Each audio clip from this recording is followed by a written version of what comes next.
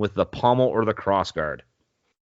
I don't think that's German. That sounds like Viking stuff to me. It kind of does sound like Viking. Like, I don't think the Germans really came up with it. I think it's like something they would do when they're just in the middle of battle, just flip the thing around and smash someone in the fucking head with it. Not just... Yeah. Whatever. It's a good technique. Yeah, very effective. Like old swords, like medieval swords, are notoriously dull. So there wasn't a lot of clean cuts happening in those days. No, exactly. They didn't have me to sharpen them. It's true. Yeah. Do you know that in 1969 there was a musician by the name of Jim Sullivan? You ever heard of him? I don't think so. Well, he released an album in 1969 called UFO, and it featured a bunch of strange lyrics about leaving his family and being abducted by aliens.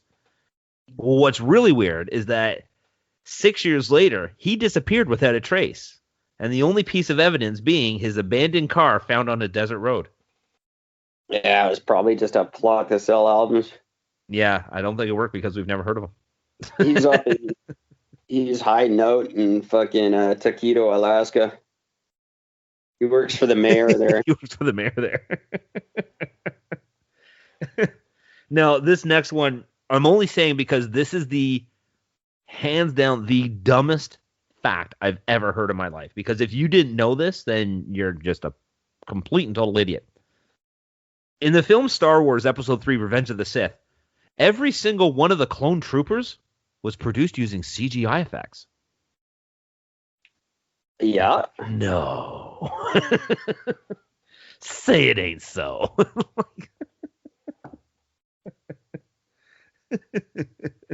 I could have guessed that. And I don't care.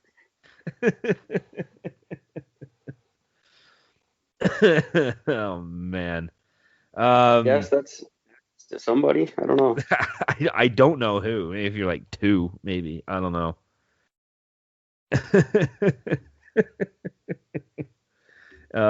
Yeah. We know that in China in 2013, scientists were able to grow a human tooth from scratch using stem cells taken from urine. They claim. That would make lie about lots of that stuff, though. They certainly lie about everything. That's right. Fucking right. The goat they didn't clone the goat. They said they did. I don't know. Maybe they could. I don't know what freaky ass technology they actually have, but whatever they release, they're 10 times past that by now. Oh, probably. It wouldn't surprise me. I'm on their side. I would go to the freaky Chinese doctors, and we're Canadians work with them. We developed a vaccine for COVID that's not being released. So. I love the fact that they're actually saying if the vaccine comes out, it's bad because it'll stop COVID. They're actually thinking this being a bad thing now. Fucking people are stupid. Anyways, you know those the spiked and studded dog collars? Yes. Do you know why those were originally invented? For humans to look more punk? No. Pretty much exactly what I thought, but no. It was actually invented by the ancient Greeks, who would give their sheepdogs these spiked collars to protect their necks from wolves. So they look more punk? So they look more punk. They could yell stuff about being punk.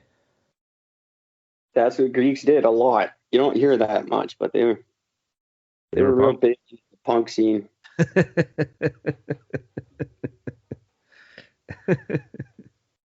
Oh, man. I would love to be able to hit the status of being this well known of an artist. Salvador Dali, strange fucking dude as he was. One way he saved a tremendous amount of money, when he would go to like meals and like go to like meals for drinks or food or whatever else, he would pay by check. But the thing is that he would draw pictures on the checks, making them works of art, therefore uncashable. That's a good idea. That's fucking genius. He also never signed them. He only signed on dotted lines. So. I just made that up. I have no idea. So, really? That's fascinating on its own count. It's a great idea. That's a good idea. If you're well, now you can't really pay with check anywhere, but No, in his day, that was a great idea. that was genius. Absolute genius. It's pretty good that they got rid of checks for the most part. Just Yeah. they're so easy to like. There's so much fraud going on in the world right now. Like checks were a kind of a sketchy thing to begin with. Yeah. I mean, it's one of those things where you'd almost just can I just drop it and watch it bounce right now, or Yeah. I used to hand them out all the time, just giggling. Have fun with that one. You'll take a check? Sorry, I thought you wanted money. This is great. I used to actually do the thing where I'd send my one check to BC Hydro and I'd send my hydro check to TELUS, and then by the time they figured it out, I could actually afford to pay them both. Oh, sorry guys, I must have sent you the wrong check. I'll fix that for you. Not bad. Yeah, it's always like 6 weeks before they figured it out. Yeah. I mixed up the envelopes again. Here, I'll write you another check. Okay. This is great. See you in 6 weeks.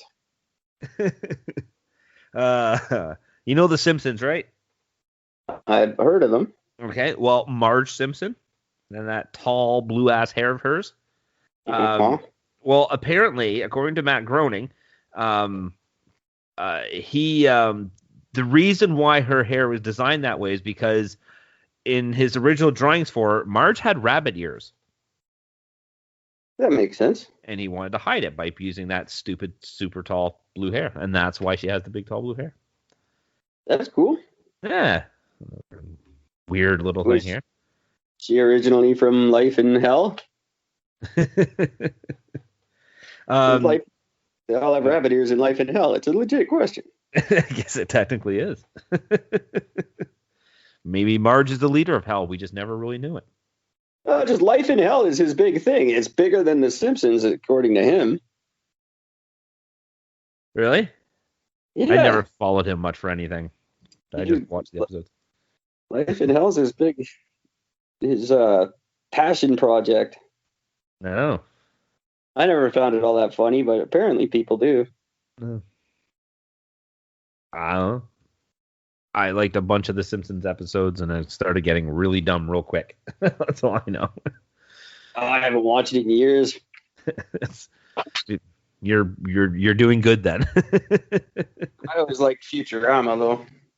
I hated Futurama at first, but man, I really came to love that show. Really did. Fry is my hero. Yeah, I love Fry. No. Hey, it's the guy I am. It's some of the best one-liners. People worry about saying that video games are violent and it's the reason for kids shooting schools and for all this other bullshit. It's all because of video games. Totally true. Well, a little fact has come out that surgeons who play video games at least 3 hours a week perform 27% faster and make 37% fewer errors. But they neglect their wives. That's right. Yeah, no, that's probably true. I don't doubt that at all. No, it does make sense. They're great for high-end coordination. High-end coordination. That's what they're good for.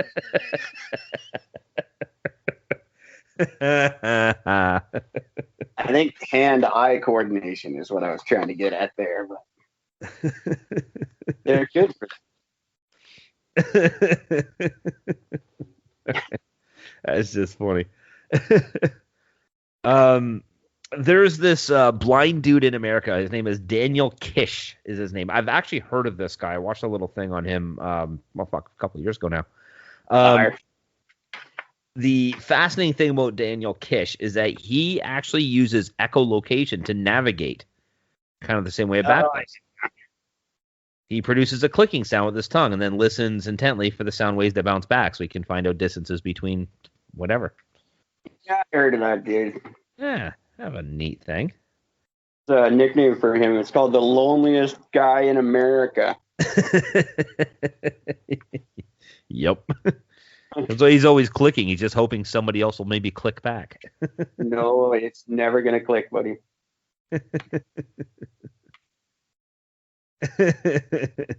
Sorry, Danny. That's just never catching on. It's just not going to work. To go in with this whole, well, Americans are fucked. Approximately 1 million dogs in the U.S. are named as the heirs of their owners' wills. Oh yeah, that makes perfect sense. Fucking hell. I used to read people's wills in Calgary. People do crazy shit. I wasn't supposed to. I was a janitor at the courthouse. I used to hang out in the will room and read people's wills. No shit. That's awesome. But, yeah, you're not supposed to do that. No. But yeah, there was some insane stuff in there. People do some weird shit.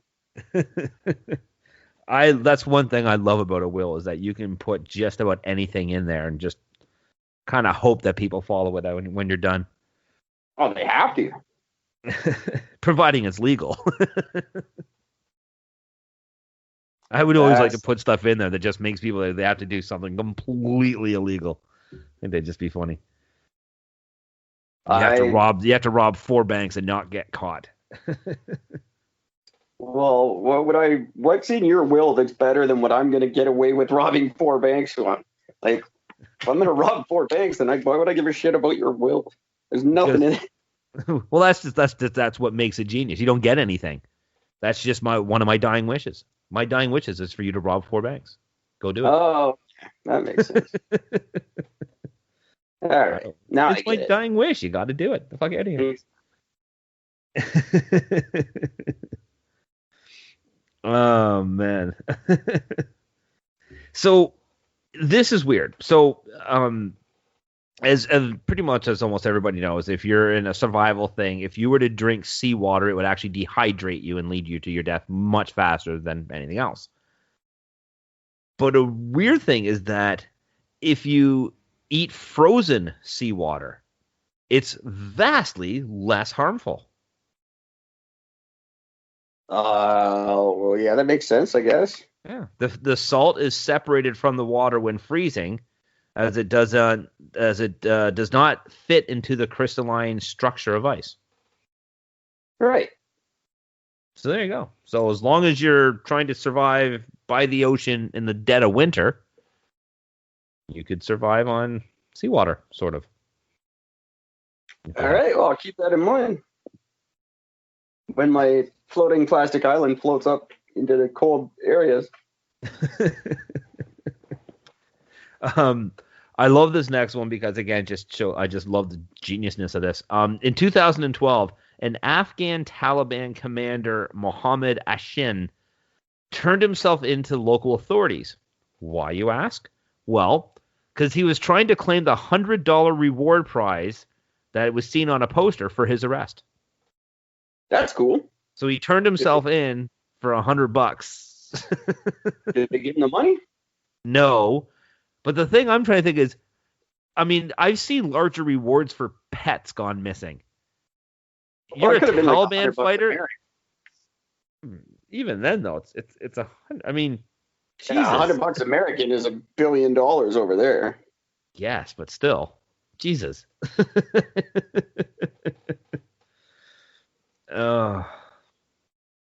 Oh man. So there's this organization called the Cult Awareness Network. And at one point, they had listed Scientology as its #1 most dangerous cult. Still probably should be on that list. Well, what's funny is that Scientology sued the Cult Awareness Network and bought them out in a hostile takeover. That's what evil, dangerous cults do. That's like literally the definition of the most dangerous cult when this is what you do. Holy shit. I don't think there's any surprising secrets about Scientology anymore. Well, the only thing I find surprising is that it still exists. That's the only thing I'm surprised about. No, there's really nothing you can do about it. they don't really hurt anyone but Scientologists, as far as I can tell. So I Uh, I don't really care that much. yeah, that is kind of true.